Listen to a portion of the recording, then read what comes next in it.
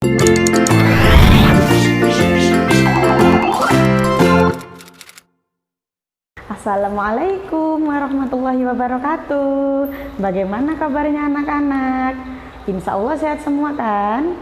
Alhamdulillah. Untuk pekan ini kita akan belajar bersama.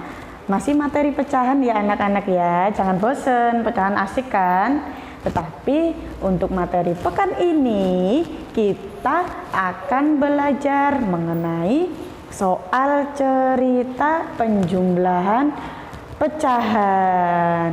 Nah, kira-kira untuk pecahan materi sebelumnya kan anak-anak sudah belajar banyak ya. Sudah belajar mengurutkan bilangan pecahan dari terkecil ke terbesar. Terus yang selanjutnya kita belajar membandingkan pecahan yang mana terkecil dan mana pecahan yang terbesar. Yang ketiga, mengurutkan bilangan pecahan menggunakan garis bilangan. Yang keempat, penjumlahan pecahan.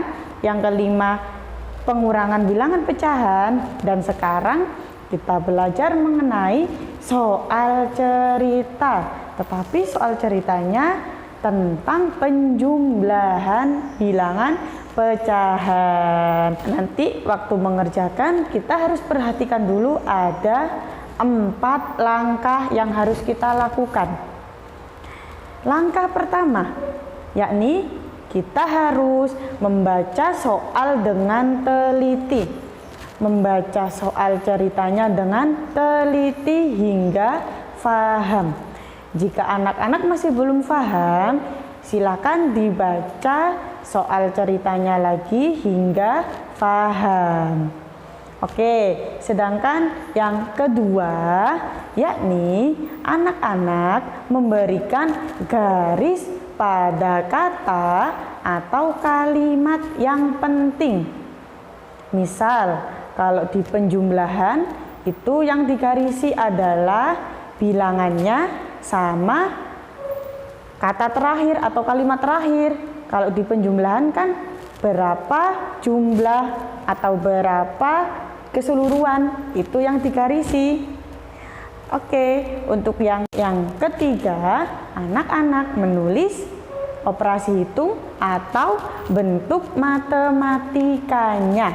Kalau misal di soal cerita penjumlahan pecahan, jadi yang kita tulis adalah penjumlahan bilangan pecahan dari soal cerita tersebut. Begitu ya.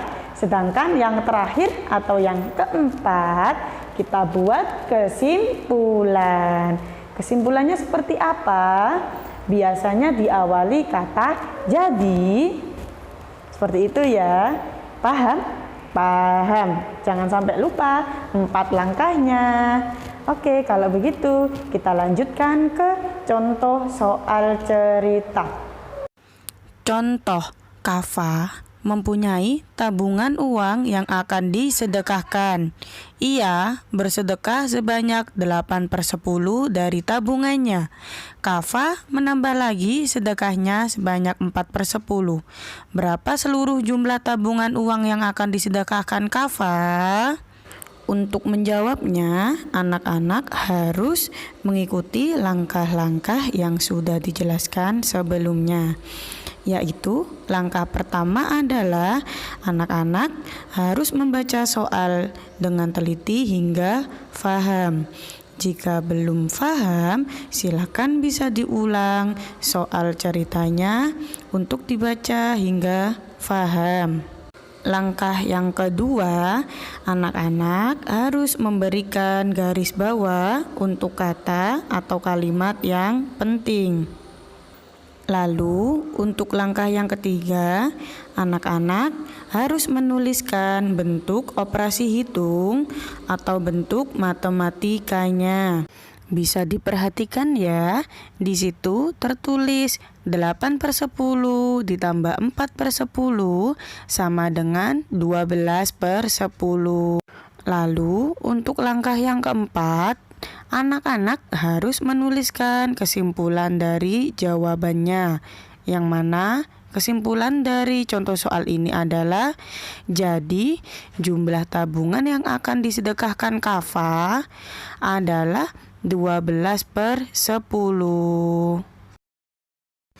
Jadi kurang lebih seperti itu. Jangan sampai lupa keempat langkahnya ya anak-anak. Mudah kan dari contoh soal yang barusan Ustazah contohkan? Silakan anak-anak dikerjakan tantangan soalnya yang sudah Ustazah berikan. Silakan dikerjakan dengan teliti dan jangan sampai lupa langkah-langkahnya. Tetap jaga kesehatan, tetap semangat, dan wassalamualaikum warahmatullahi wabarakatuh. Semangat terus.